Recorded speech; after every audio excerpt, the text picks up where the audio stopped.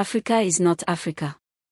Long before the world called it Africa, this land of gold, kingdoms, and rivers had another name, a name whispered by ancient tongues, carved on temple walls, and sung by the first civilizations. They called it Alkebulan. Yes, Alkebulan, the mother of mankind, or the Garden of Eden. It is said to be the oldest name for the continent, used by its earliest people, from the Egyptians and Nubians in the north to the ancient empires of Mali and Ghana in the west. This name was not given by outsiders. It was born from within, from the soil itself, from the languages that shaped the cradle of humanity. But how did Alkebulan become Africa?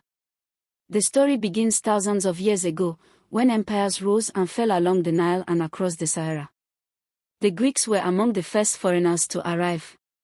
When they came to the northern coast, around what is now Tunisia and Libya, they met a mighty people called the Afri, or Afar, one of the Berber tribes that lived there. Later, when the Romans conquered that same region, they named it Africa Terra, the land of the Afri. To the Romans, it was just one province of their empire, not an entire continent. But as time passed, explorers, mapmakers, and traders began using Africa to describe more and more of the vast land beyond the Sahara. By the Middle Ages, the name Africa had replaced Alkebulan in books and maps across Europe.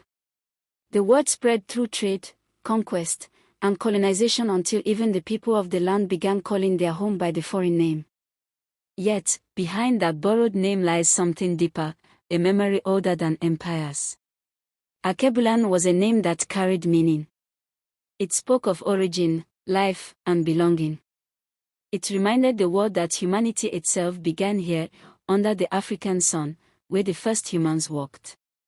So, the next time you say Africa, remember, the continent's true name once meant the mother of mankind. Because Africa isn't Africa. It's Alkebulan, the ancient name of the first home on earth.